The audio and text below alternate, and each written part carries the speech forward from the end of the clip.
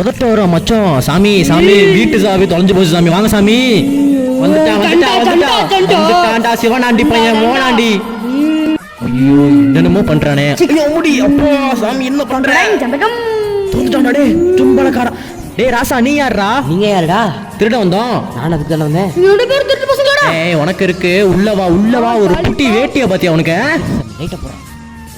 டேய் ரொம்ப வெயிட்டா இருக்கடா இங்க வாடா.